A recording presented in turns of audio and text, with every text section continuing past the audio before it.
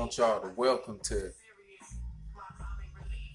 the Alpha Dubs League wrap up, man. We ain't had one of these. I figured, why not? This is one of the greatest seasons. I mean, one of the greatest, most epic seasons of Dubs Alpha League 2K20. That's just to be totally honest. To be 100% honest. Everybody got to keep it real with themselves. It all started with King Drake. King Drake dominated the league as he always does. He got the ships every time. He won pretty much every game. And then he retired gracefully, as usual.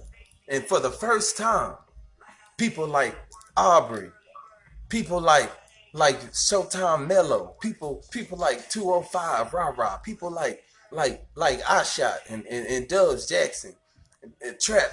People had a chance at greatness, at victory.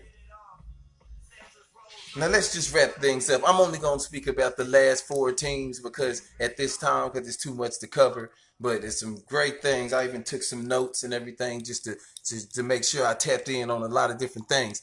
But let's just start. We're going to start in the bottom four because there was no chance. Nobody was getting in. Nobody was getting the championship. Nobody but the man with the plan. But this season, I'm going to start with Aubrey.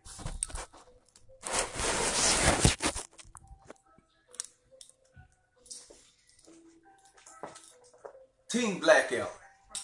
Aubrey's dad. The man has 5 players that are over 7'5", rated 99 overall. 5 players over 7'5", rated 99 overall. He has Barkley and Shaq. Big and bad. They big and bad down there. No joke. These niggas got it. This is by far the biggest, baddest team in the league. The Team Blackout is the biggest, baddest team in the motherfucking league. And if you don't, we just keeping it real. They have the 99 overall, the 99 everything Kobe. They got a 7'1" Vince Carter. A 6'10" Trae Young. Just the way this team is put together is amazing. The 7'7" Shaq is the biggest, the baddest big man in the game. Great. If you're looking at the ratings, I mean, ain't nobody really fucking with that. And then Barkley is huge. It's big Barkley. I mean, big Barkley. Also, he has 12 99 overall players. 12 99 overall rating players is what line up, or is what make the Blackout, Team Blackout, Aubrey's dad, such a big team. Also, if you remember, he had a big chance at winning the championship in the previous 2 seasons. And, you know, Dre was just too much and there was just too much going on and they couldn't get it.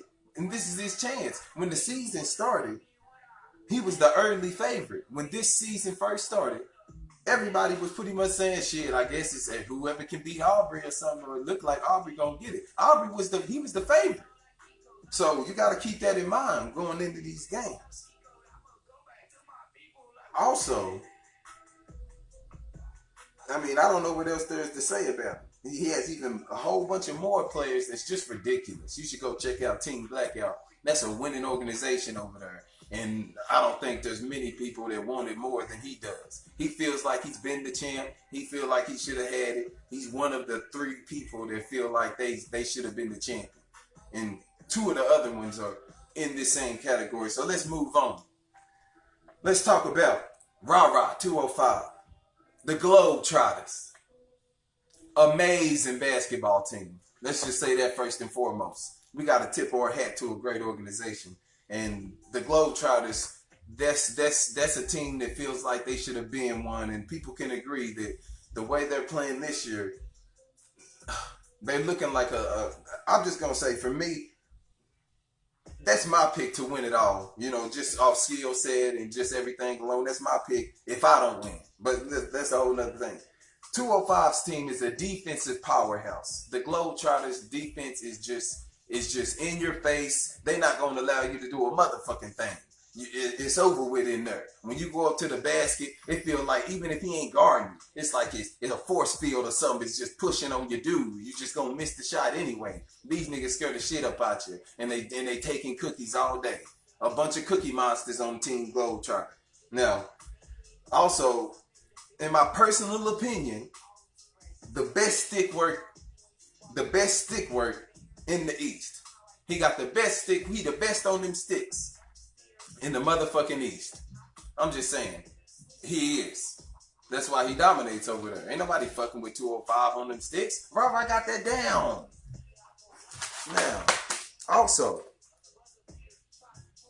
probably the entire league. He might have the best stick work in the entire league, with an exception with maybe Melo. I don't know. Pretty good stick work. And Zion is too motherfucking good. You can go look at them games against Dubs in the playoffs and them other games. Zion too good. I played the team 4 times this year. Zion too good. But we got something for Zion. But anyway, the Mamba twins. He got the Black Mamba, the original Team Bryant with 99 everything, plus his twin White Mamba. He got White Mamba over there balling. I mean, that's who. He got Irving, Julian Irving. He's stacked. What can you say? Also, that's gonna be a huge game.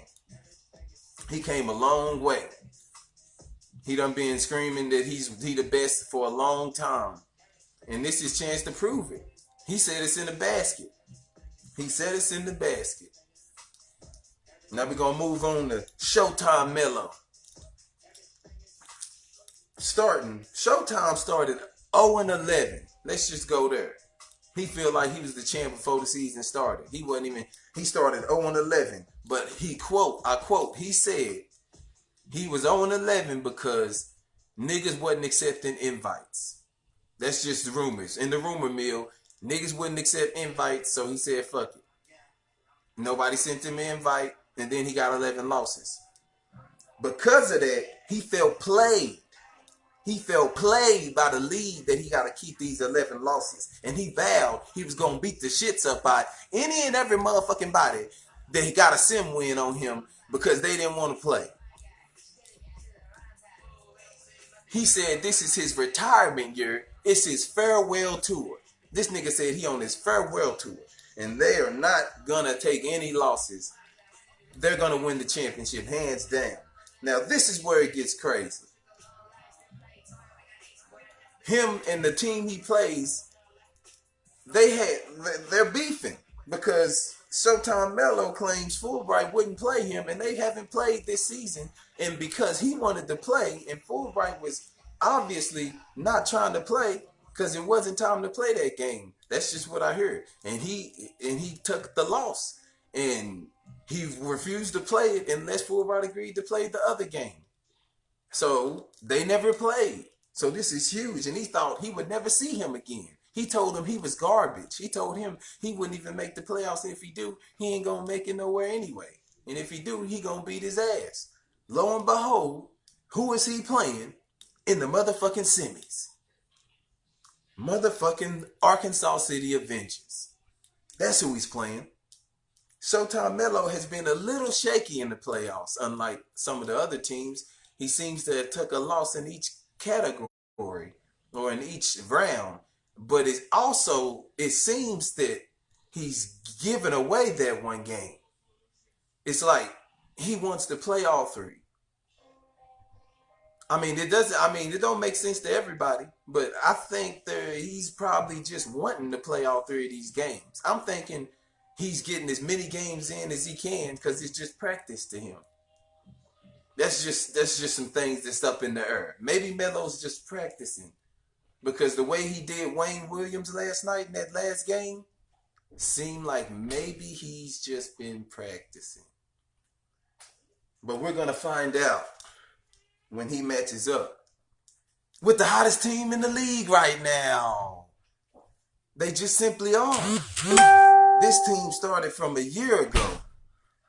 not even making the playoffs, and the self-proclaimed greatest player in the universe, D-Dot Kane Fulbright, said they were going to play the entire season with no team. And even if they didn't make the playoffs, they're going to endure that. And next year, if the GM agreed to stick to his promises and bring him a team, he guaranteed a playoff berth and a possible championship supreme in the following season. Melo wasn't going for that. He told him, those are fantasies. He told him, I quote, sounds good. These are just the facts.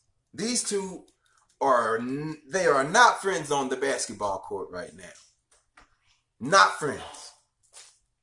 Maybe they'll be friends when it's over. But Fulbright started 2-7 before he made the moves that the GM promised. We need to keep in mind a reason why this team has been so good and how they made it this far. Fulbright's rookie season, he was rated an 85. And as a 85, he averaged 50 points a game, 49.2. I might be rounding. 50 points a game and 7 assists as a rookie, as a 85 overall, and made the playoffs. And he wasn't even the best player on his own team, let alone his team was terrible. Terrible. The best player was 87 Siakam. But he made the playoffs. That was as a rookie. He is now a 97 overall. He still averages about 40 a game. And let me keep in mind, he averaged 50 points with the sim. That's with the sim. It's pretty crazy. And 7 assists. Now, he feels he's been snubbed for the MVP for the last 3 seasons, and I'll tell you why. His brother stole the MVP in the first season. Well deserved. The numbers were tremendous. But he just feels like he was snubbed simply because of the height disadvantage. Being a 7-footer against the 6'8" guy, getting all them rebounds and blocks made it hard to get the trophy. But he lost nonetheless. And Fulbright, Charles Ja deserved it. Season 2 come. He believes that he should have got it that year. But it just didn't work out. And the main reason was it wasn't the numbers. All the numbers pointed to Fulbright. He was still the best player in the world in the numbers. But they didn't make the playoffs. And if you don't make the playoffs, how are you an MVP? So Fulbright sat and he watched the real MVP of last season, Dubs Jackson, take the MVP right in front of his face again. Now this season, he played out of his mind and he got the team that he asked for. And they had the greatest season of the franchise history. Just to fall short and still lose the MVP to a point chaser, Trap Fresh. Now this all happened. Point chasing can get you. We've seen it done with Russell Westbrook. We've seen it done with James Harden. And we've seen it done again this year. That's a well-deserved championship. He put up a lot of shots. But at the end of the day, Fulbright is the biggest underdog left inside these playoffs. He simply wrote his own destiny starting over a year ago at the beginning of the losingest season that any franchise has ever seen in that state. And he posted he would be right here to meet Melo in the semis. I quote, he said, meet you in the semis. And what do you have here? Showtime Melo versus Fulbright 2. Big Bad Aubrey Blackout versus the smoothest team in the game, the Globetrotters. What's going to happen? We'll see here today. You guys have a good evening. This is the Kane Show. Since my co-host isn't here, you all seen what's going on. Championship basketball is among us. A lot of people wanted to be here. The money is on the line. What will you do? What will you do? Do you have that championship heart? Do you have that burning desire? That burning desire for victory? Can you taste it? You guys.